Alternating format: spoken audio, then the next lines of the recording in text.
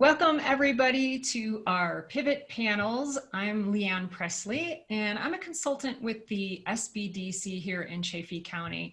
And I wanted to put together these pivot panels to interview local business owners that had made some sort of a change during the phase 2 or phase 3 of the COVID experience, as I'm calling it.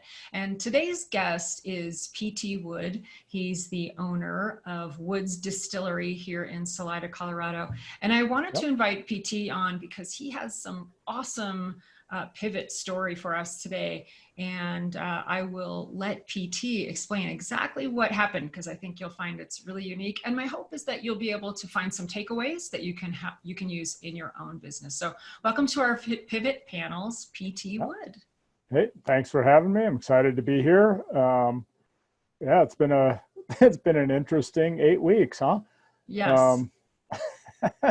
Doing things I never anticipated doing, I suppose. But yeah, it was interesting. Like right off the bat, it was funny on the Tuesday, I think it was March 17th, when everything got shut down. We actually had an employee meeting that morning, and we were talking about what we were going to do and how we would keep our employees and our customers healthy and safe, and what our employees' comfort level was coming into work.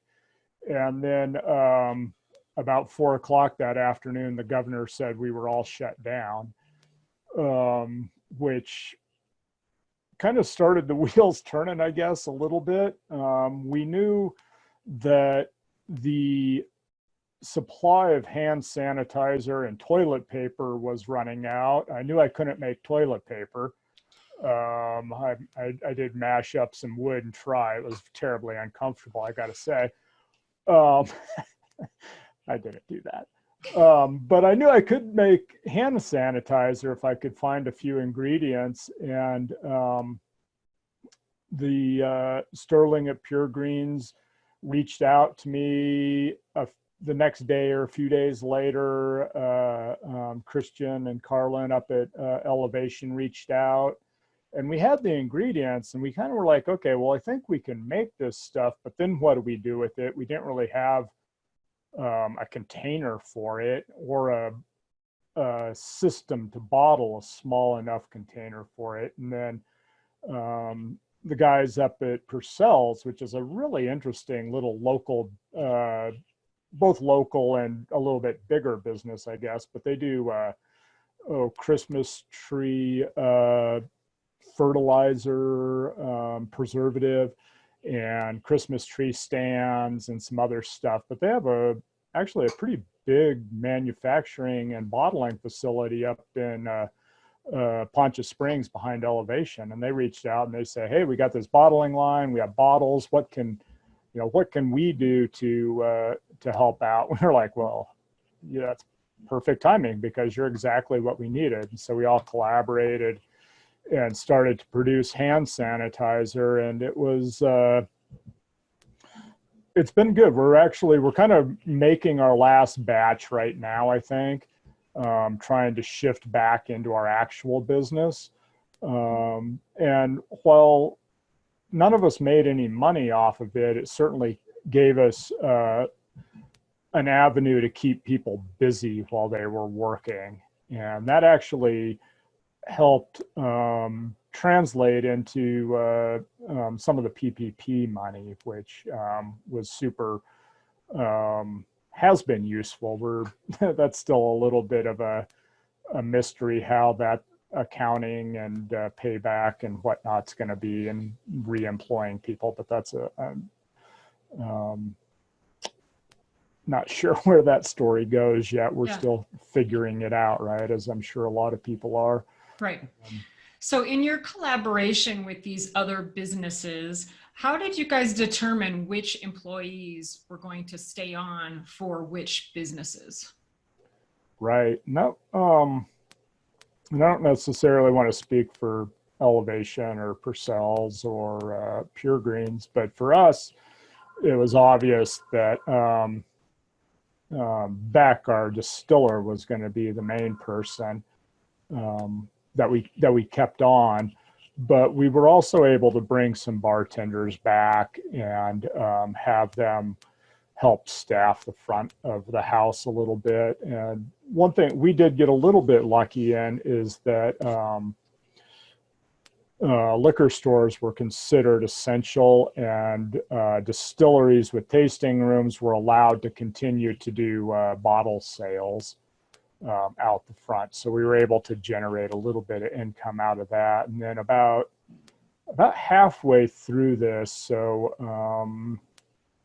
kind of mid-April, I think, the governor did sign an executive order that allowed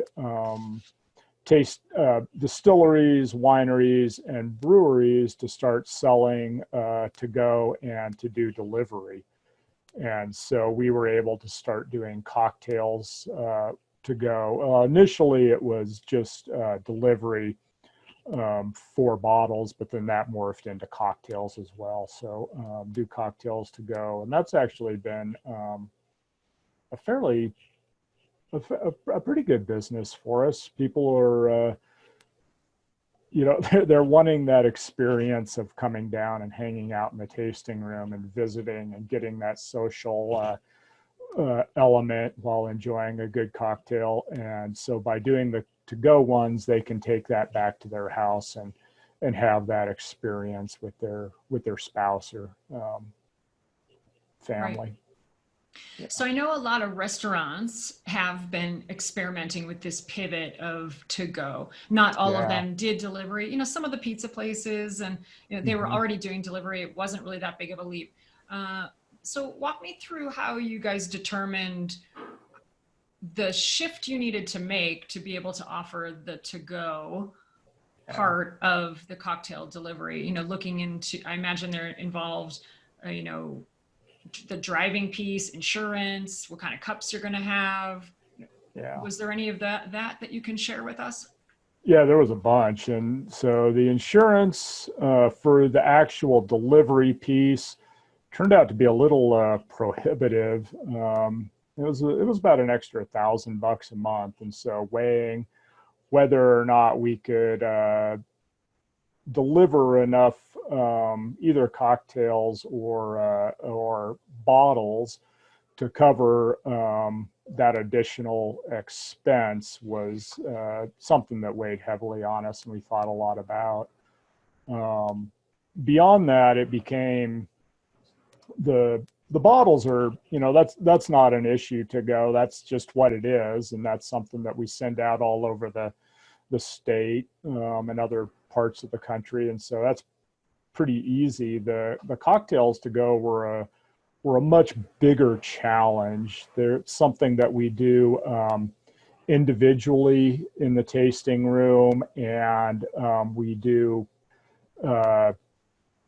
really immediately into the glass and then you drink it. And so thinking about how we could make a cocktail that was portable, that someone could take home and it could sit in their refrigerator for a few days, that they could take a little bit out and make it an experience that they would have at the distillery was a real challenge. And we came up with a handful of cocktails that we could do that were a lot of fun, were easy to take in a jar, put into a little ice, shake up, and then have that experience. And we're also long-lasting cocktails. So we had to kind of bail on the cocktails that include egg white, for instance, which is a bummer because egg white in a cocktail just makes for this beautiful, creamy, soft, frothy cocktail that's amazing. But we're going to do it. So we stuck with some of the more classics, an old fashioned, our Telluride 87, which is kind of a riff on a grapefruit, kind of a greyhound, but with gin and some other deliciousness in it. Our Grand Canyon, which is kind of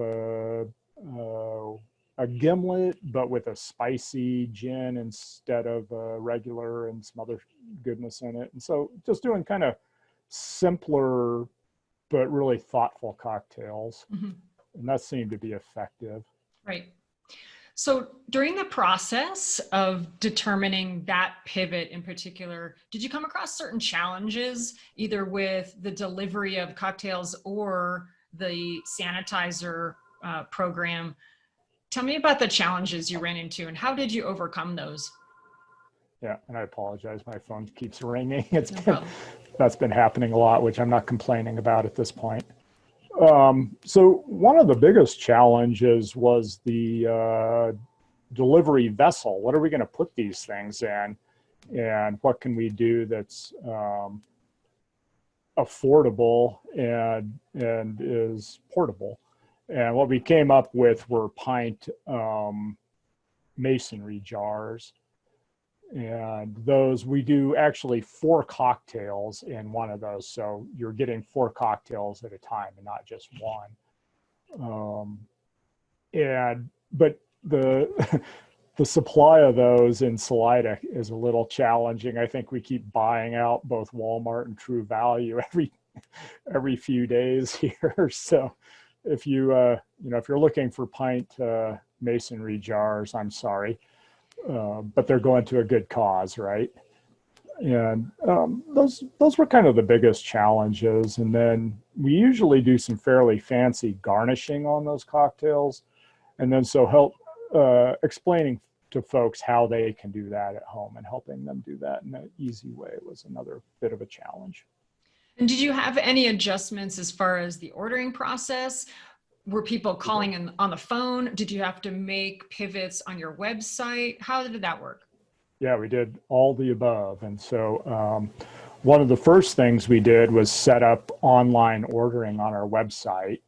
And that's been great. You can put an order in there for curbside pickup and come in and get that. And I think with the hand sanitizer piece, which actually has been a more of a fundraiser for the community foundation, the Chaffee County Community Foundation Emergency Relief Fund.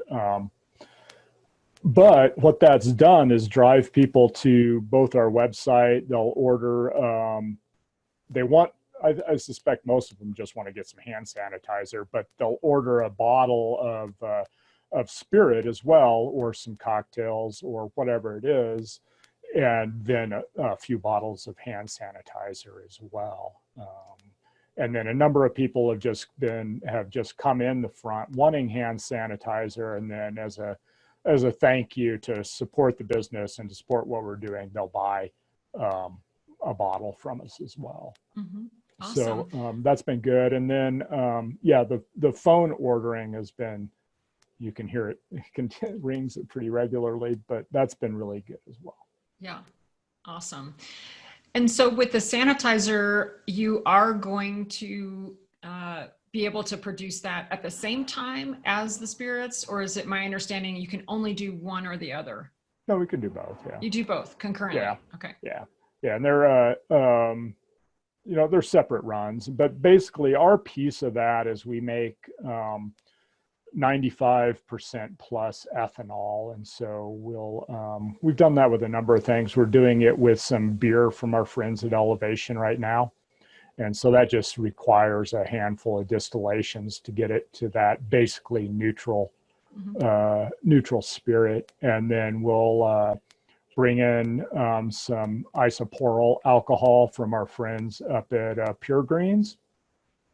And that we use to denature the ethanol that we've made so you can't drink it. And then we'll get a little hydrogen peroxide from our buddies at Elevation, and then mix those ingredients together with some glycerin that we get from Purcell.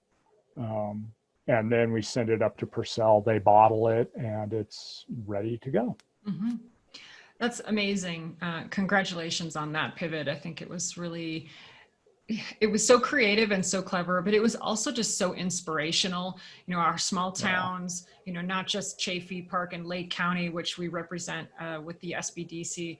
We just have so much ingenuity in our small communities. And so I think it was just a bright spot too. It was a beacon of hope for other businesses that, you know, we can band together. We can get through this, you know, Salida strong, or Salida solid, I guess is the hashtag folks are using. So that was just really wonderful to see. So I know that there's business owners out there right now that are thinking, can I do a collaboration with another business in the community? And that's exactly what I want them to get out of this. So tell me a little bit about the first few phone calls. Like, where did the idea originate? Was it you reaching out? And then after that happened, was there a leader that emerged, or how did you guys collaborate and coordinate to be able to come up with what the end result was going to be? Yeah, I think it was something that was happening around the distilling world. And then Sterling up at Pure Greens, I think, was maybe the kingpin in this. He reached out to me and was saying, hey, I've been hearing about this. We have some ingredients. I think it's a great idea. And frankly, his business needed some hand sanitizer up there, as we all did. And so that's where the conversation started. And then we brought in Elevation, and then the guys at Purcell heard through the grapevine that we were trying to do this, and they're just really great community-minded guys that have been really successful at what they do, and they wanted to contribute back to the community. And so they called me up and just asked what they could do, and they had exactly the missing ingredient that we needed, which was the bottling line and the containers. So it all kind of just fell together, a little serendipity, I think, but also a number of businesses, I think, that feel like they've done pretty well over the years in our community, and we're really looking to give back as much as anything. And I think that's kind of been a little bit of a takeaway from me, is that your involvement in your community and you're giving back to your community, it really winds up being reflected back to you, especially when times get a little bit challenging. Folks want to support those businesses that they see as good community players and as neighbors and friends. Right, absolutely.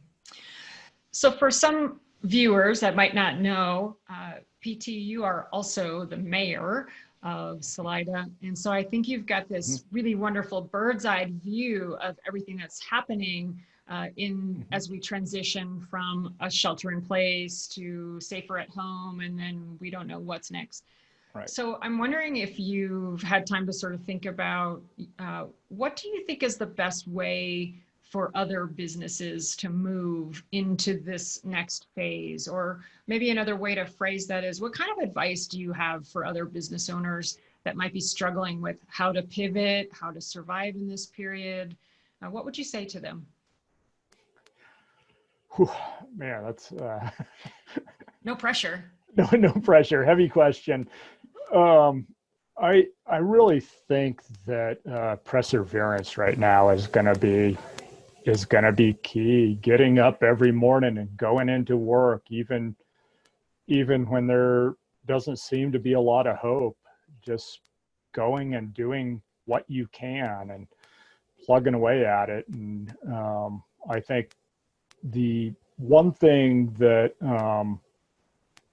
has been really helpful for my business has been the relationship that we have with our bank. And so Joe and the guys out at High Country they're amazing and have been really good to us. And I think as a business owner, those relationships that you build are what are critical and will keep you afloat. relationships with your customers, with your bank, with your employee, with your local government. Be nice to the mayor, things like that. No, you don't have to be nice to the mayor. I'm pretty tough. I can take it. No, that's great advice. I definitely agree. Sometimes you do just have to put 2 feet on the ground and take one step forward, and that perseverance will help get you through. So I appreciate that advice. So thank you so much, PT, for everything you've done just for the community, and also just lending your expertise as a business owner. We really appreciate it. And we'll see you on the flip side.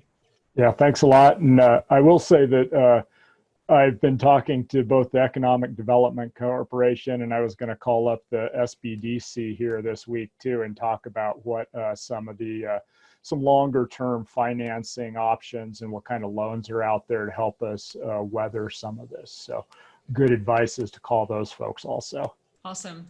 Thank you. Yes. And we always remind people, if you are in need of business assistance, some consulting services for members in Chaffee, Park, and Lake County, it are free. You can call up our office. You can get aligned with a consultant that can help you, whether it's brainstorming pivot ideas like what we just talked about with PT, or you need help with your books or operations or HR, whatever it is, there is assistance for you. And like PT said, you just got to reach out and make that call. So hopefully folks will do that. So thanks again, PT. Absolutely. Thank you.